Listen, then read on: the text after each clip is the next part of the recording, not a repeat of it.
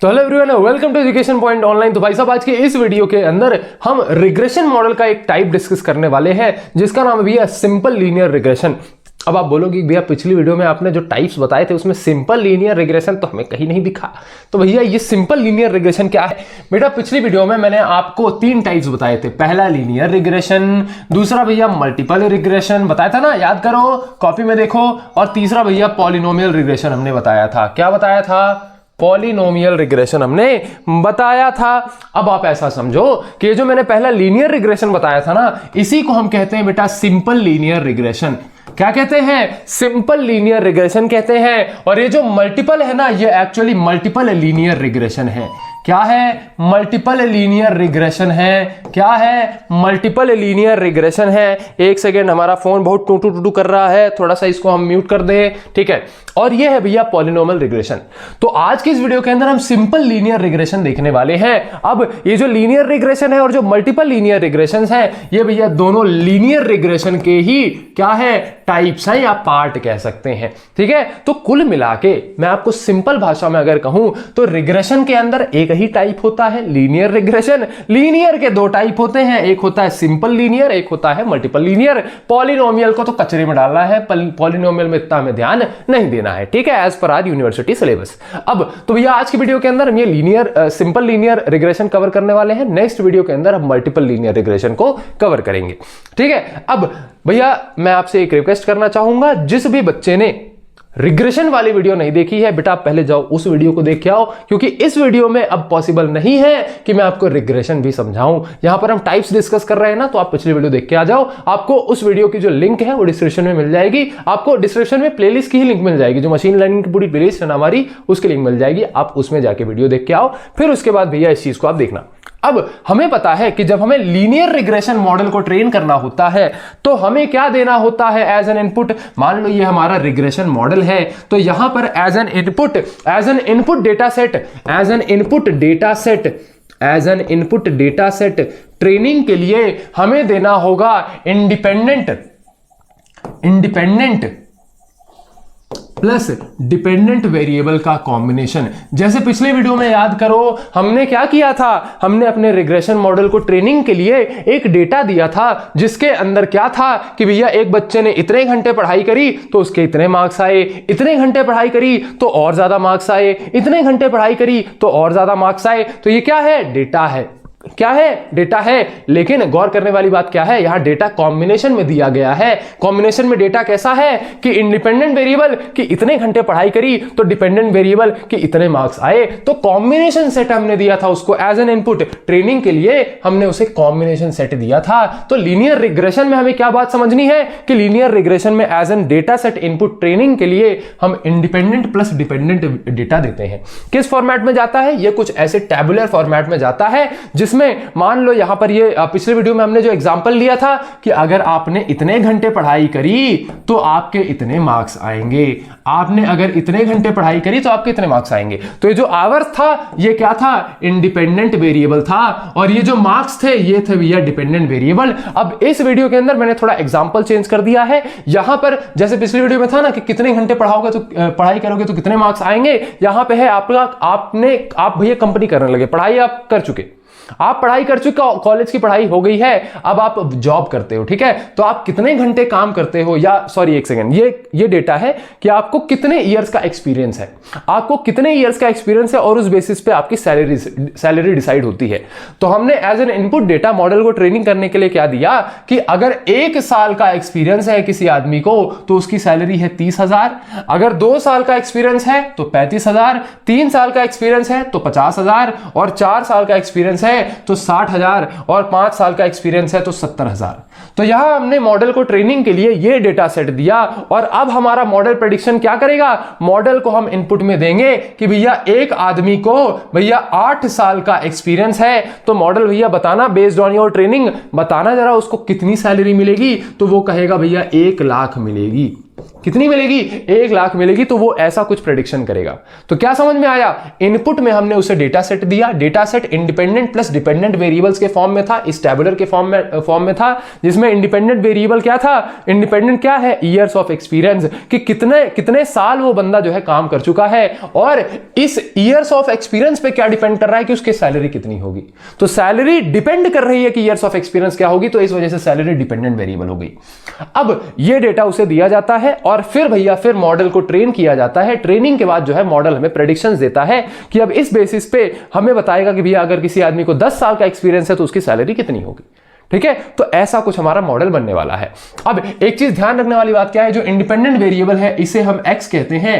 क्या कहते हैं, एक्स कहते हैं। अभी इसका ग्राफ बनाऊंगा ना तो उस हिसाब से आपको बताना पड़ेगा कि भैया इंडिपेंडेंट वेरिएबल को हम एक्स कहते हैं और डिपेंडेंट वेरिएबल को हम वाई कहते हैं। अब इस चीज को नोट नहीं करना है, नोट्स में आपको बहुत अच्छे तरीके से समझाऊंगा, बनवाऊंगा, लेकिन अभी सिर्फ और सिर्फ बेटा आप इस चीज को समझो। तो ये हो गया भैया हमारा आज का एग्जांपल। अब अगर इस एग्जांपल को हम एक ग्राफ में प्लॉट करें तो वो कैसा दिखेगा, वो भैया कुछ ऐसा दिखेगा। और जब मॉडल खुद को ट्रेन करता है ना तो वो ऐसा ही ग्राफ बनाता है। इसे हम कह सकते हैं बेटा रिग्रेशन ग्राफ, इसको कह दो। ठीक है, तो जब रिग्रेशन मॉडल खुद को ट्रेन करता है ना तो वो ये वाला ग्राफ बना रहा होता है। अब यहां पर क्या है, यहां पर वही ये यहां नीचे लिखा हुआ है, देखो ये यहां नीचे लिखा है, ये है बेटा हमारे इंडिपेंडेंट वेरिएबल। इंडिपेंडेंट वेरिएबल जिन्हें हम एक्स से डिनोट करते हैं, और ये है बेटा हमारे डिपेंडेंट वेरिएबल, डिपेंडेंट वेरिएबल जिन्हें हम y से डिनोट करते हैं। ऐसा भी समझ सकते हो, ये y एक्सिस हो गई और ये भैया आपकी x एक्सिस हो गई, x एक्सिस हो गई। तो ये आपका ग्राफ बन गया किसका, कि भैया अगर किसी बंदे को 2 साल का एक्सपीरियंस है तो उसकी कितनी सैलरी होगी, 30,000। किसी बंदे को 4 साल का एक्सपीरियंस है तो उसकी सैलरी कितनी होगी, उसकी सैलरी होगी भैया यहां पर 7,000। ठीक है, देखो ना ये 4 इधर ऐसा अगर हम जोड़े इसको तो यह कुछ यहां पर आएगा ना ऐसा कुछ करके, तो उसकी सैलरी कितनी हुई, 7,000 हुई। तो ये कुछ इस तरीके से इसका डेटा हमने प्लॉट किया। अब ये जो ग्राफ बना है इसका अगर हम फंक्शन निकालें, मतलब ये जो ग्राफ प्लॉट हुआ है किस फंक्शन के बेसिस पे हुआ है, क्योंकि एक लीनियर ग्राफ है तो इसका जो फंक्शन होगा वो होगा भैया y = mx + c। अब अगर आपने थोड़ी अगर मैथमेटिक्स पढ़ी है, अब अगर थोड़ा मैथ्स में अच्छे हो, नहीं भी हो तो मैं समझा दूंगा, कोई दिक्कत नहीं है। लेकिन आपको लाइन का अगर इक्वेशन पता है तो लाइन का इक्वेशन कुछ ऐसा दिखता है क्या, हाँ जी भैया y = mx + c, ये होता है लाइन का इक्वेशन। तो ये लाइन ही तो है, ये लाइन ही तो है। अब लेकिन ये लाइन किस बेसिस पे बनी है, ये ट्रेंड डेटा के बेसिस पर बनी है। हमने उसे इंडिपेंडेंट वेरिएबल दिया कि भैया अगर 2 साल का एक्सपीरियंस है तो यहां पर आप क्या करना भैया, ये जो है 40,000 की उसकी सैलरी बना देना। ठीक है, ये जो भी है उस हिसाब से। तो ये हमने उसको ट्रेनिंग डेटा दिया। अब क्या होता है, ये जो ब्लू आपको दिख रहे हैं इन्हें हम कहते हैं डेटा पॉइंट्स। मैंने आपको पिछले वीडियो में समझाया था, इन्हें हम कहते हैं बेटा डेटा पॉइंट्स। क्या कहते हैं, डेटा पॉइंट्स। और इस डेटा पॉइंट्स के बेसिस पर कि भैया हम बीच में से एक रिग्रेशन लाइन निकाल देते हैं। क्या निकाल देते हैं, रिग्रेशन लाइन निकाल देते हैं। क्या निकाल देते हैं, एक रिग्रेशन लाइन निकाल देते हैं। ठीक है, तो इस लाइन को हम कहते हैं रिग्रेशन लाइन। अब देखो मैं क्या है, बहुत मैथमेटिक्स में नहीं घुसूंगा क्योंकि आपको एग्जाम के अंदर मैथमेटिक्स लिखना ही नहीं है ना। आपको पता होना चाहिए कि हर रिग्रेशन होता है, रिग्रेशन के अंदर लीनियर रिग्रेशन होता है, लीनियर रिग्रेशन के अंदर सिंपल लीनियर रिग्रेशन होता है, सिंपल लीनियर रिग्रेशन के अंदर एक लाइन बनती है, ऐसा कुछ ग्राफ बनता है, उसके अंदर इनपुट डेटा में हम इंडिपेंडेंट प्लस डिपेंडेंट वेरिएबल देते हैं। उन्हीं इंडिपेंडेंट डिपेंडेंट वेरिएबल को जब हम ग्राफ में प्लॉट करते हैं तो वो कुछ ऐसी इक्वेशन फॉर्म करता है, और ये एक लाइन की इक्वेशन है तो ऐसा लीनियर जो है आपका रिग्रेशन लाइन बनता है। बस इतना आपको पता होना चाहिए, और एग्जाम के अंदर आपको यही सारी चीजें जो है एग्जैक्ट बना के आनी है, क्योंकि मैं फोकस करूंगा नोट्स पे। ठीक है, आपके नोट्स अच्छे से बन जाएंगे तो आप एग्जाम के अंदर अच्छे तरीके से लिख पाओगे। ठीक है, अब यहां पर ये y = mx + c को थोड़ा सा मैं अगर डिकोड करूं तो y यहां पर क्या है, डिपेंडेंट वेरिएबल्स, x क्या है भैया, डिपेंडेंट वेरिएबल, तो y हो गया, x हो गया। अगर m की बात करूं तो m होता है बेटा slope of line, slope of line, slope of line. इसको अच्छे से लिखवाऊंगा, अभी परेशान मत हो बिल्कुल। ठीक है, तो ये स्लोप ऑफ लाइन होता है m। अब ये m जो है ये एक्चुअली डिनोट क्या करता है, ये रेट ऑफ चेंज को डिनोट करता है। रेट ऑफ चेंज क्या, कि कितने ईयर्स ऑफ एक्सपीरियंस पे कितनी सैलरी मिल रही है। तो इसका जो रेट ऑफ चेंज है ना कि 4 से 6 ईयर्स हुआ तो सैलरी बढ़ गई, ये रेट ऑफ चेंज भैया हम स्लोप ऑफ लाइन से m से डिनोट कर रहे होते हैं। फिर भैया ये c क्या है, c आपका बेटा सी आपका बेटा इंटरसेप्ट के फॉर्म में होता है। जैसे यहां पे समझो ना कि अगर किसी को 0 ईयर्स का एक्सपीरियंस है तो ऐसा तो नहीं है उसको 0 सैलरी देंगे, उसकी भी सैलरी कुछ होगी ना। तो मान लो उसकी सैलरी जो है, मान लो उसकी जो सैलरी है, उसकी सैलरी है मान लो 10,000 उसकी सैलरी है। तो बेसिकली कि अगर x की वैल्यू 0 है, अगर x की वैल्यू 0 है तो y की वैल्यू क्या होगी, इसी को हम इंटरसेप्ट कहते हैं। थोड़ा सा लिख देता हूं चलो, ठीक है। ये जो इंटरसेप्ट है, इंटरसेप्ट क्या है, c, तो इसे हम कहते हैं इंटरसेप्ट, इसे हम कहते हैं बेटा intercept. Intercept is nothing but कि जब आपकी x की वैल्यू 0 है, अगर x 0 है तो उस पे y की वैल्यू क्या होगी, इसी को हम इंटरसेप्ट कहते हैं। तो यहां इंटरसेप्ट कितना है, यहां पर भैया इंटरसेप्ट है 10,000। कितना है, इंटरसेप्ट है भैया 10,000। तो ये कुछ बेसिक टर्म्स हैं, बेसिक पैरामीटर्स हैं। तो इस ग्राफ को भी आपको बनाना है एग्जाम के अंदर। ये ग्राफ आपने अगर बना दिया तो भैया चांदी ही चांदी बन जाएगी, ठीक है। तो इन सभी चीजों को, ये इंटरसेप्ट, स्लोप और ये जो भी ये है ना फंक्शन, ये सभी चीजें मैं आपको अच्छे से अब लिखवा देता हूं। एक चीज मैं आपको कंफर्म कर दूं कि बेटा ये जो फंक्शन है ना, बहुत बच्चों के दिमाग में आ रहा होगा भैया इसको छोड़ दे, का याद नहीं हो रहा है, अरे भैया क्या करें यार, भैया बताइए। बेटा बहुत इंपॉर्टेंट है, एग्जाम के अंदर डायरेक्ट पूछा जाता है, एग्जाम के अंदर डायरेक्ट पूछा जाता है कि भैया लीनियर रिग्रेशन का हाइपोथेसिस फंक्शन आप बनाओ, हाइपोथेसिस फंक्शन आप बताओ। बहुत बच्चे वहीं पे कंफ्यूज हो जाते हैं, बोलते हैं टफ पेपर आ गया, टफ पेपर आ गया। टफ पेपर नहीं आया, बोलबक तुम पढ़ के ही नहीं गए हो, तुम पढ़ के ही नहीं गए हो। ये जो फंक्शन छोटा सा आपको दिख रहा है ना, जो कि एक लाइन का इक्वेशन होता है, इसी को कहते हैं हाइपोथेसिस फंक्शन। वो नाम बड़ा टफ है, एक्चुअल वो फंक्शन थोड़ी टफ है। तो इस लीनियर रिग्रेशन का जो हाइपोथेसिस फंक्शन है वो ये है, ठीक है। तो अब जब एग्जाम में कभी पूछा जाए कि what is the hypothesis function of linear regression, तो आप ये वाला ग्राफ बना देना, ये वाली इक्वेशन लिख देना, और इस इक्वेशन में जो भी टर्म्स हैं उसे बता देना कि y is equal to dependent variable, m is equal to slope of line, x is equal to independent variable और c is equal to intercept. इतना आपने बताया और लो भैया आपको फुल मार्क्स मिल गए। इतना ही करना होता है, बच्चे इसमें ही परेशान रहते हैं, ठीक है। तो अब भैया बारी आ जाती है आपके प्रॉपर नोट्स बनवाने की।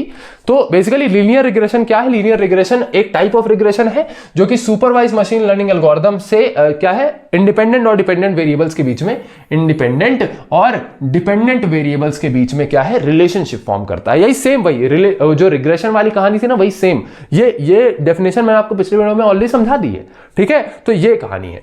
अब ये जो रिलेशनशिप फॉर्म होता है, ये किसके बेसिस पे होता है, कि स्ट्रेट लाइन के बेसिस पे होता है। किसके बेसिस पे होता है, एक स्ट्रेट लाइन के बेसिस पे होता है। अच्छा, एक प्रेडिक्शन अपन भी करें क्या, एक प्रेडिक्शन अपन करके देखें क्या, करके देख लेते हैं। बिल्कुल, देखो जैसे यहां पे 10 साल तक है, 10 साल तक है।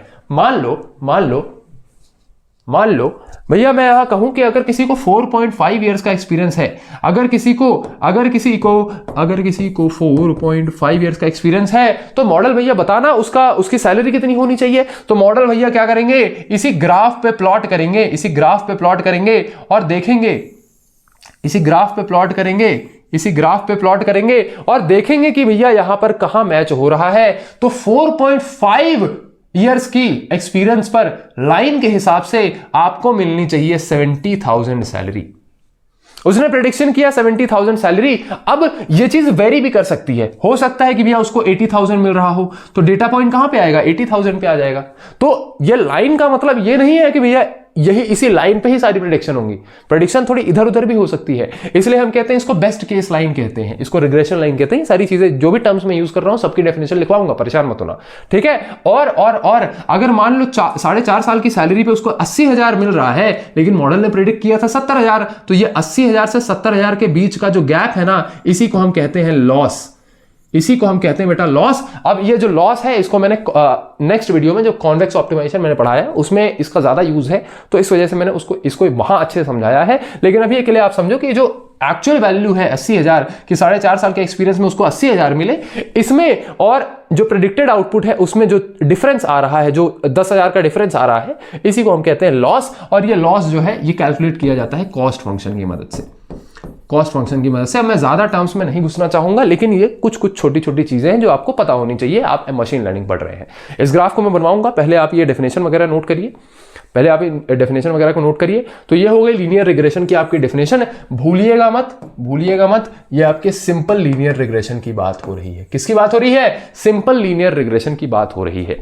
अब सिंपल लीनियर रिग्रेशन का जो हाइपोथेसिस फंक्शन होता है, वो कुछ ऐसा होता है, ठीक है। अब भैया यहां पर y is equal to mx plus c तो समझ में आ गया। ये लास्ट में e क्या आ गया, ये e नहीं है, ये एप्सिलॉन है। अब एप्सिलॉन मुझे वहां कीबोर्ड में समझ में नहीं आ रहा था कैसे बना दूं, तो मैंने e बना दिया, ठीक है। वो एप्सिलॉन है। एप्सिलॉन क्या होता है, रैंडम एरर होता है। रैंडम एरर क्या हो गया, वो जो मैंने आपको लॉस बताया था ना, लॉस कि प्रेडिक्टेड वैल्यू और एक्चुअल वैल्यू के अंदर जो डिफरेंस है, बीच में जो डिफरेंस है, उसी को हम लॉस कहते हैं, उसी को हम रैंडम एरर कहते हैं। तो उस लाइन में कुछ रैंडम एरर भी होगा, है ना, तो वो रैंडम एरर को हम एप्सिलॉन की मदद से इक्वेशन के अंदर दर्शा देते हैं।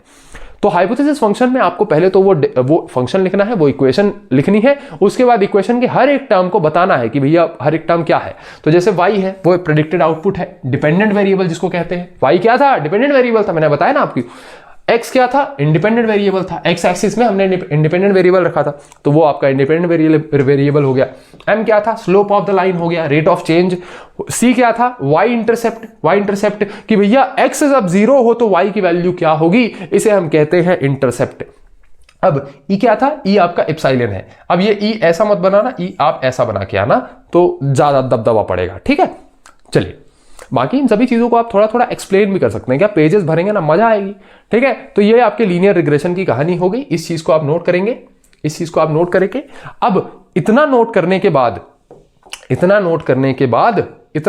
के बाद आप क्या करिए, पहले इसे बनाइए, वो जितना मैंने नोट करा दी ना, पहले उसे नोट करना, फिर उसके बाद example of simple linear regression heading डाल के ये छोटी सी टेबल बनाओ, मैं बता रहा हूं जितना मैं लिखवा रहा हूं उतना एग्जाम के अंदर आप, मजाल है कोई भैया एग्जाम के अंदर आपकी नंबर काट दे, ठीक है, तो फुल मार्क्स मिलेंगे। जितना मैं लिखवा के आ रहा हूं उतना आप लिखो। चलिए, अब इस चीज को आपने नोट कर लिया। अब इसी चीज को जब ग्राफ में प्लॉट करेंगे, वो ग्राफ कुछ ऐसा दिख रहा होगा। यहां पर मैंने बहुत गोच पोच कर दी है, लेकिन ये सारी गोच पोच आपको समझाने के लिए थी। एक काम करेंगे, थोड़ा इरेज कर देते हैं चीजों को, करे इरेज के रहने दें, बताओ, क्योंकि सब फायदे की चीजें ये लिखी हुई है। एक काम कर रहा, थोड़ा सा बड़ा ग्राफ बनाना, एग्जाम में भी और यहां पर भी थोड़ा बड़ा बनाना, और उसमें छोटी छोटी चीजें जो है मेंशन कर लेना। जैसे ये ब्लू से मैंने जो बनाया है, डेटा पॉइंट है, स्लोप ऑफ लाइन है, इसकी इक्वेशन ये रही, इसका लॉस भी दिखा देना छोटा सा कहीं पे भी, ठीक है। और कॉस्ट फंक्शन वगैरह लिख देना, इसको रिग्रेशन लाइन बता देना, ठीक है, उसको हाइपोथेसिस फंक्शन बता देना, डिपेंडेंट वेरिएबल बता देना, और ये इंटरसेप्ट बता देना। ये सी है, क्या है सी, इसको इंटरसेप्ट बता देना। तो ये डिटेल्ड ग्राफ जब वहां बना के आओगे ना, तो ग्राफ ही देख के वो आपको नंबर दे देगा, ठीक है। तो ये कहानी होती है। आशा करता हूं ये ग्राफ आपने बना लिया होगा। चलिए, अब लीनियर रिग्रेशन जो मॉडल होता है उस पर भी थोड़ी चर्चा कर लेते हैं। लीनियर रिग्रेशन मॉडल कुछ ऐसा दिखता है, जिसके अंदर हम सबसे पहले उसको ट्रेनिंग सेट देते हैं। ट्रेनिंग सेट के अंदर हम उसको इंडिपेंडेंट प्लस डिपेंडेंट वेरिएबल का एक डेटा सेट देते हैं, जिसमें एक ही इंडिपेंडेंट वेरिएबल होता है और एक ही डिपेंडेंट वेरिएबल होता है। अब जिस बच्चे को अगर अभी समझ में नहीं आ रहा है कि एक का ही मतलब क्या है, तो इसको मैं नेक्स्ट लेक्चर के अंदर जब मल्टीपल लीनियर रिग्रेशन समझाऊंगा तब अच्छे से बताऊंगा। अभी आप इसको ऐसा समझो, ठीक है। बाकी एक का मतलब वही है ना कि भाई, जैसे एक बात बताओ कि खेती को बहुत सारे चीजें अफेक्ट कर सकती हैं। बारिश कितनी हुई, सूरज कितना पड़ा, मतलब विंड कंडीशंस कैसी थी, है ना। तो वहां पर डिपेंडेंट क्या है, खेती।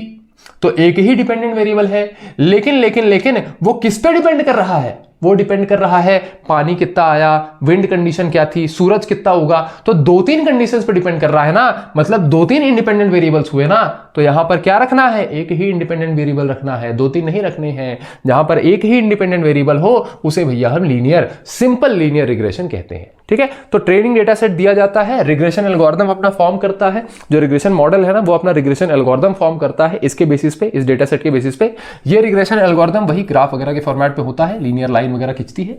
तो इसके बेसिस पे अब हाइपोथेसिस फंक्शन बनता है। हाइपोथेसिस फंक्शन वही क्या है, y = mx + c plus epsilon, ठीक है। तो ये हाइपोथेसिस फंक्शन बना। अब ये हाइपोथेसिस फंक्शन को हम रिलेशनशिप मैपिंग भी कहते हैं। ये मैप ही बना है ना, ग्राफ क्या होता है, एक मैप टाइप का ही होता है। तो एक रिलेशनशिप मैपिंग हुई। अब हाइपोथेसिस फंक्शन में ही हम टेस्ट डेटा इनपुट में देते हैं कि चलो तुमको ट्रेनिंग तो बहुत दे दी है, आप बताओ कि 8 साल का एक्सपीरियंस है तो कितना पैसा दोगे।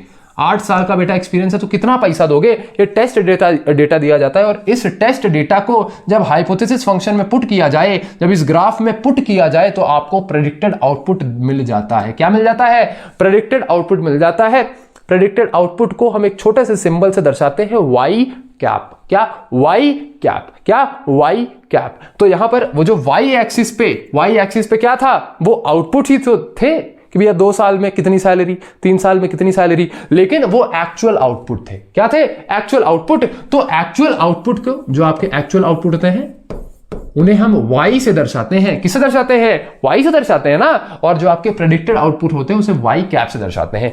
तो ये चीज जो आपका, जब आप कॉन्वेक्स ऑप्टिमाइजेशन पढ़ोगे, बहुत इंपॉर्टेंट क्वेश्चन है, डायरेक्ट पूछा जाता है, तो भैया वहां पर आपको इस चीज का काम लगेगा। मैं समझाऊंगा, बिल्कुल परेशान मत हो। ये वीडियो नहीं भी दिखे होते ना तो वो वाली वीडियो में आपको अच्छे समझा देता। तो ये है भैया इसका रिग्रेशन मॉडल, इसे भी आप फटाक से नोट करिए। मैं लेजेंड बता रहा हूं, इस चैप्टर के अंदर यही है जो है, इसके अलावा और कुछ नहीं है। ठीक है, सब एकदम चाय पानी कम है। ये सारी चीजें अगर आप अच्छे समझ गए तो भैया नैया पार है। कुछ की पॉइंट्स मैंने लिख दिए हैं कि सबसे इजी, मोस्ट पॉपुलर, फलाना ढिमका। ये मैंने इसलिए लिख दिया ताकि एग्जाम में जो है लिखने में जो है कमी ना आए। ठीक है, पॉइंट्स एकदम क्लियर रहे कि हाँ यही लिखना है। अब मैं कहूंगा कि अगर ये व्हाइट वाला जो लिखा है नहीं लिखना है तो मत लिखो, हाथ को दर्द नहीं देना है तो मत दो, कोई बात नहीं। ये येलो वाले पार्ट्स आप लिख लो, बाकी इसको एक बार रीड कर लो। ठीक है, यूज्ड फॉर प्रेडिक्टिव एनालिसिस। हम क्या करते हैं? प्रेडिक्शन ही तो करते हैं। Continuous real variables. कंटिन्यूअस क्यों? क्योंकि ये कंटिन्यूअस लीनियर फॉर्मेट पे होता है ना, तो इस वजह से। तो ये कुछ की पॉइंट्स मैंने इसके यहाँ पे लिख दिए हैं, मेंशन कर दिए हैं। ठीक है, चलिए इन की पॉइंट्स को आपने नोट कर लिया। की पॉइंट्स के बाद और क्या था? कुछ और की पॉइंट्स हैं। रिग्रेशन लाइन क्या होती है? बेस्ट फिट लाइन क्या होती है? अरे भैया ये देखो ना, ये जो लाइन है इसी को कहते हैं रिग्रेशन लाइन, इसी को कहते हैं बेस्ट फिट लाइन। ठीक है, चलिए। और कॉस्ट फंक्शन क्या होता है? कॉस्ट फंक्शन मैंने आपको बताया, बोला था ना उतने टाइम पे कि अभी समझा रहा हूं, बाद में भैया इसका आपको मीनिंग समझ में आएगा कि क्यों समझा रहा हूं। और इस चीज को मैंने लिखवाया प्रॉपर। कॉस्ट फंक्शन क्या होता है कि एक्चुअल जो डेटा पॉइंट है और जो लीनियर ग्राफ के अंदर जो डेटा पॉइंट है, ये तो प्रेडिक्टेड आउटपुट होगा। ये जो लीनियर ग्राफ के अंदर होगा ये प्रेडिक्टेड आउटपुट होगा, क्योंकि मॉडल इसी लाइन को ही देख के प्रेडिक्शन करेगा। तो ये प्रेडिक्टेड आउटपुट है, ये एक्चुअल आउटपुट है। इनके बीच का जो डिफरेंस है इसे हम लॉस कहते हैं। और लॉस दर्शाया जाता है, दिखाया जाता है, क्योंकि सिर्फ एक जगह पे लॉस थोड़ी होगा, मल्टीपल जगह पे लॉस होगा, तो उसे दर्शाया जाता है कॉस्ट फंक्शन के माध्यम से। कॉस्ट फंक्शन के माध्यम से। अब इस लॉस को कम करने की बहुत ही अच्छी टेक्निक होती है जो कि कॉन्वेक्स ऑप्टिमाइजेशन के अंदर हम पढ़ रहे होंगे। ठीक है, चलिए तो इन सभी चीजों को भी आप नोट करिए। की पॉइंट्स वगैरह लिख देना, आराम से फुल मार्क्स मिलेंगे यार, ऐसा कुछ हुआ नहीं है। ठीक है, चलिए आशा करता हूं आपको ये लेक्चर जो है मजा आ गई होगी, एकदम बहुत ही अच्छे से चीजें समझ में आई होंगी। मिलते हैं आपके नेक्स्ट लेक्चर के अंदर, तब तक के लिए चीजों को रिवाइज करिए, नोट्स अच्छे से बनाइए, अपना ध्यान रखिए और आपका बहुत बहुत धन्यवाद।